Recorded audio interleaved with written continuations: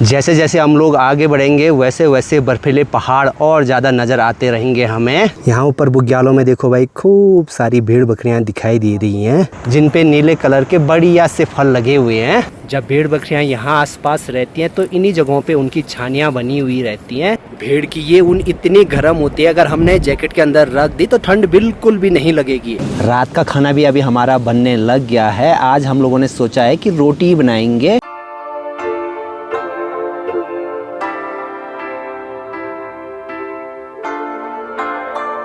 Good morning everyone. सुबह के 8 बजे आज के दिन की शुरुआत भी हो गई है। कल हम लोगों ने इस वाली जगह पे टेंट लगाए थे, बढ़िया वाला मौसम हो रखा है और चारों तरफ देखो भाई एकदम ऊंचे ऊंचे पहाड़ दिखाई दे रहे हैं। हेलो एवरीवन, गुड मॉर्निंग, नमस्ते, स्वागत है आपका हमारे एक और नए ब्लॉग में। उत्तराखंड के इन खूबसूरत पहाड़ों से पनपतिया कॉल ट्रैक का है आज दूसरा दिन और आज हम लोग रुके हैं खिरौं गाँव से लगभग 1.5 किलोमीटर ऊपर। माँ उन्याणी देवी का एक भव्य मंदिर है, इसके पास में अभी हमारा सारा जो भी सामान है वो यहाँ पर हमने एकदम पैक करके रख दिया। सुबह का नाश्ता भी अभी बनकर तैयार हो गया। सारे लोग देखो भाई अभी नाश्ता करने लग गए। नाश्ते में है रोटी, आलू के गुटके और साथ में अचार। एक अच्छी बात यह है कि हम ये वाला ट्रैक एकदम सही टाइम पे कर रहे हैं। जिस दिन से घर से निकले हैं तो बढ़िया वाला मौसम है और अब यहाँ से हमें ठीक सामने इस वाली पहाड़ पे ऊपर की तरफ चढ़ना है। शायद इसके आगे पानी की थोड़ी सी दिक्कत है तो सभी ने अपनी बोतल भर के रख दी आगे वाले ट्रैक के लिए। सुबह के 8:30 बजे के आसपास दूसरे दिन का ट्रैक भी शुरू होता है हमारा यहाँ उन्याणी माता मंदिर के पास से। देखते हैं भाई आज हम लोग कहाँ तक पहुँच पाते हैं। जैसे जैसे हम लोग आगे बढ़ेंगे वैसे वैसे बर्फीले पहाड़ और ज़्यादा नज़र आते रहेंगे हमें। हम लोग पहाड़ पे ऊपर चढ़ते जा रहे हैं, खैरो गांव पीछे छूटता जा रहा है और यहाँ से ठीक सामने इस वाली जगह पे है माँ उन्याणी देवी का मंदिर।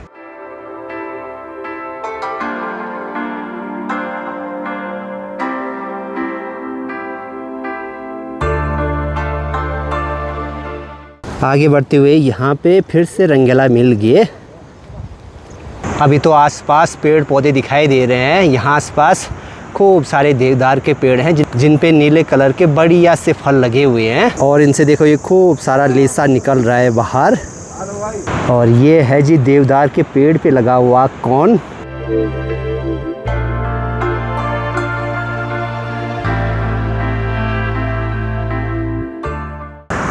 भारी कितना हो रहा है? पूरा ठीक है। हमारे साथ जो ये नेपाली भाई लोग हैं इनके पास जो भी हमारी खाने पीने की चीज़ें हैं वो सामान है, तो साथ साथ में इनका ध्यान भी रखना है भाई, किसी के पास ज़्यादा भारी भी ना हो। तो जैसे हम लोग ऊपर ऊंचाई पे जाएंगे तो चारों तरफ ऐसे रूखे सूखे पहाड़ दिखेंगे। आगे बढ़ते हुए आज के दिन का पहला रेस्ट लिया है। गाइड से बात हुई है तो आज भी लगभग 5-6 किलोमीटर के आसपास ट्रैक करना है हमें, तो ऐसे में कोई भी जल्दी नहीं है। एक अच्छी बात यह है कि आज भी हमने सुबह जल्दी ट्रैक शुरू किया। आसपास के जंगल में अभी भोजपत्र के पेड़ दिखने शुरू हो गए हैं जो कि काफ़ी ऊंचाई पे होते हैं और इनकी जो तने की छाल है वो आसानी से निकल जाती है। पहले वाले लोग इन पत्तों पे लिखने का काम किया करते थे। आगे पूरा जंगल वाला रास्ता है और यहाँ पर देखो भाई आज फिर से भालू का मल दिखाई दिया। इस घने से जंगल में खूब सारी अलग अलग प्रकार की बेरियां लगी हुई हैं, तो ऐसी जगह भालू का डर तो रहता ही है। एक तरफ से ये खड़ी सी पहाड़ी को लगातार हम लोग चढ़ते जा रहे हैं और दूसरी साइड एकदम गहरी खाई और सीधे नीचे नदी दिखाई दे रही है भाई। यहाँ से देखो दूर दूर तक ये खिराव घाटी कितनी सुंदर लग रही है। हम लोगों ने ट्रैक शुरू किया था इस वाले पॉइंट से, कल यहाँ पे रुके थे और आज अभी इस वाले पहाड़ को चढ़ना है हमें।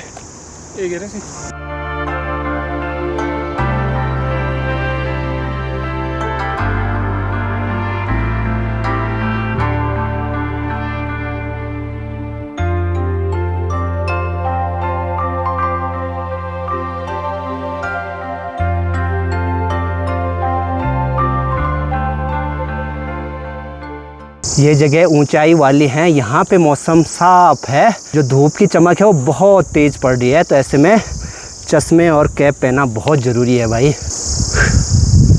जय हो भगवान जी। यहाँ इस वाली जगह पे भी भगवान जी का एक छोटा सा मंदिर है। यहाँ पर जो ये ध्वज लगे हुए हैं जहाँ से आज हमने ट्रैक शुरू किया उस वाली जगह से भी दिखाई दे रहे थे बढ़िया से। दिन होते होते फिर से आसमान चारों तरफ से बादलों से पैक होने लग गया। चारों तरफ जो ये ऊंची ऊंची चोटियां हैं इनके आसपास खूब सारे बादल आने लग गए। कल हमने जब ट्रैक शुरू किया था, दूर जब इन पहाड़ों को देखा, बहुत दूर नज़र आ रहे थे। हल्के हल्के कदम बढ़ाए और आज फाइनली देखो भाई यहाँ इस वाली जगह पे पहुँच गए।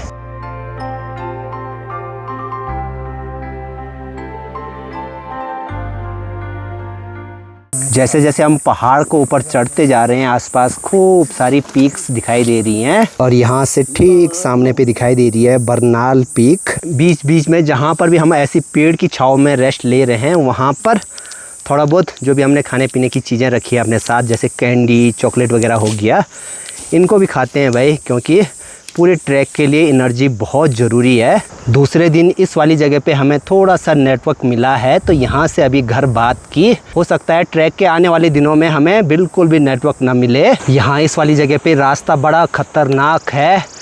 देखो भाई कुछ ऐसे नज़ारे हैं, यहाँ से बहुत नीचे नदी और सामने की तरफ एकदम ऊंचे खड़े पहाड़। अब यहाँ से हमें इस वाले पहाड़ को सीधे आगे की तरफ चढ़ना है। दूर सामने कहीं पे मुझे भेड़ बकरियाँ भी नज़र आ रही हैं इस वाली जगह।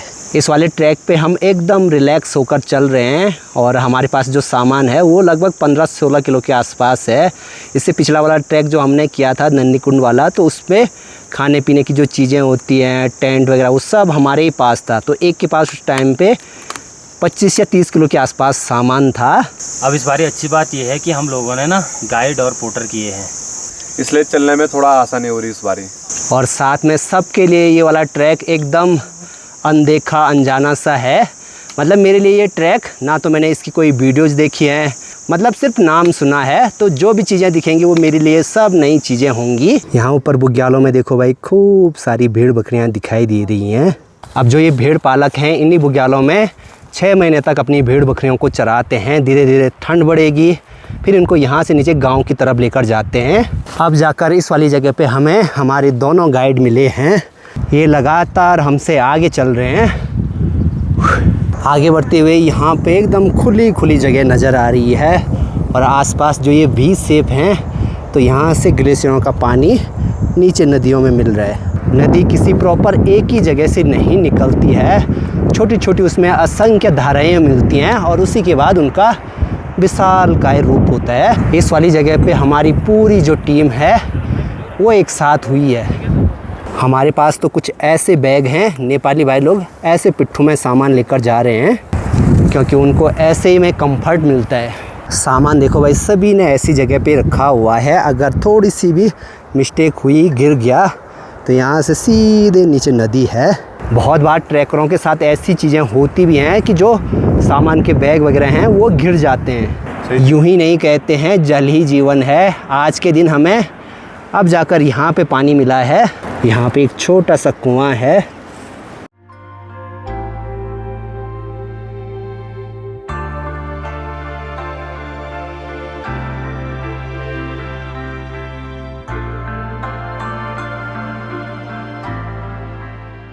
यहीं पास में भेड़ पालकों की छानियां दिखाई देने लग गई। भेड़ पालकों के साथ उनके भोटिया कुत्ते भी रखे रहते हैं। अब यहाँ से ठीक सामने ऊपर देखो नीलकंठ पर्वत भी दिखाई देने लग गया और सामने इसी जगह हमें आगे बढ़ना है। सामने की तरफ जैसे ही बर्फीले पहाड़ दिखाई दे रहे हैं तो मन में एक अलग ही खुशी हो रही है। कल तक बहुत दूर थे, आज इतने पास है और आने वाले दिनों में बिल्कुल सामने होंगे। धूप इतनी तेज है, 500 मीटर चल रहे हैं, सीधे बैठने का मन कर रहा है। अब यहाँ आसपास ऐसी छोटी छोटी झाड़ियाँ हैं तो ऐसे ही छांव में बैठना पड़ेगा।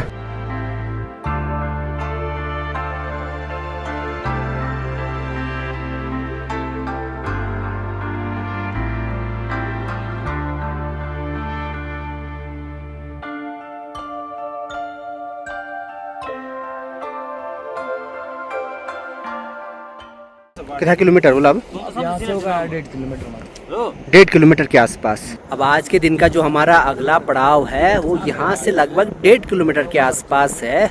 जैसे जैसे हम इस वाली घाटी में आगे बढ़ रहे हैं तो घाटी देखो भाई संकरी होती जा रही है और साथ में ठंड की वजह से कुछ ही दिनों में ये बुग्यालों की जो ये हरी भरी घास है तो ये भी एकदम सूख कर ब्राउन सी हो जाएगी।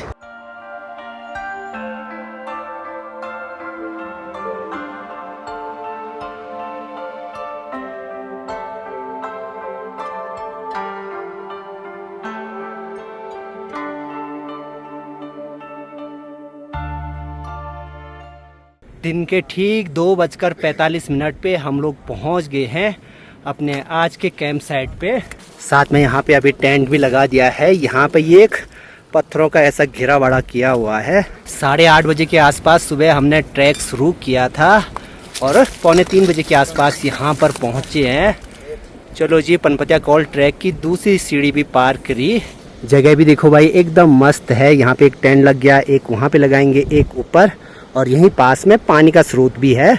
हमारा टेंट लगेगा आज इस वाली जगह पे। और यहाँ आसपास भी देखो भाई, ये खूब सारी भेड़ों की ऊन। जब भेड़ बकरियाँ यहाँ आसपास रहती हैं तो इन्हीं जगहों पे उनकी छानियाँ बनी हुई रहती हैं। अच्छी बात यह है कि यहीं पे हम लोग खाना बना सकते हैं आज। हवा इस वाली जगह पे बहुत तेज़ है। टेंट तो अभी लगा दिया, अब फटाफट सारा सामान अंदर रखते हैं। यहाँ कैंप साइट पे आते ही सबसे पहले बन गया गर्मा गर्म सूप इजीली बन जाता है। इससे एनर्जी भी मिलती है, बॉडी में गर्माहट भी बनी रहती है। इस जगह का नाम है सेफर्ड, मतलब चरवाहों का अड्डा। यहाँ बुग्यालों में जो भी भेड़ बकरियाँ चराने आते हैं तो वो इस वाली जगह पे भी रुकते हैं। सबसे बढ़िया बात यह है कि यहीं पास में पानी का स्रोत है। हमेशा ट्रैक के दौरान ऐसी जगह पे रुकना होता है जहाँ पर आसपास पानी का स्रोत हो। और यहाँ पे देखो भाई, ये खूब सारी भेड़ों की ऊन है। भेड़ की ये ऊन इतनी गर्म होती है, अगर हमने जैकेट के अंदर रख दी तो ठंड बिल्कुल भी नहीं लगेगी। एक तरफ से इंसुलेटर का काम करती है ये। मौसम ख़राब होने से पहले हमें खाना बनाने की तैयारी शुरू करनी होगी। और साथ में अब कुछ देर के बाद अंधेरा भी स्टार्ट हो जाएगा। इस पूरे ट्रैक पे अगर हम लोग वीडियो बना पा रहे हैं तो इसकी वजह से इसमें सारे पावर बैंक रखे हुए हैं। सभी लोगों के लगभग 15-20 किलो के आसपास तो होगा। रात का खाना भी अभी हमारा बनने लग गया है। आज हम लोगों ने सोचा है कि रोटी बनाएंगे, क्योंकि जैसे जैसे हम लोग यहाँ से ऊंचाई पे जाएंगे तो वहाँ पे खाना बनाने में टाइम लगेगा, तो वहाँ पे इजीली चावल बना सकते हैं। यहाँ पे इस वाली जगह पे सारे नेपाली भाई लोग लगे हैं रोटी बनाने पे। और यहाँ इस वाली जगह पे बन रही है दाल। इस पूरे ट्रैक पे हम 12 लोग हैं, तो खाना बड़े बड़े बर्तनों पे बन रहा है। मस्त बाहर आग के चारों तरफ बैठे हुए थे सभी दोस्त लोग। और साथ में ना आसमान इतना साफ है, खूब सारे तारे दिखाई दे रहे हैं। यहाँ से कुछ फोटोज भी क्लिक किए। फिलहाल अभी इस वाले ब्लॉग को यहीं पेंड करते हैं। मिलते हैं आप लोगों से नेक्स्ट ब्लॉग में। तब तक के लिए हंसते रहिए, मुस्कुराते रहिए। जय हिंद, जय भारत, उत्तराखंड। बाय।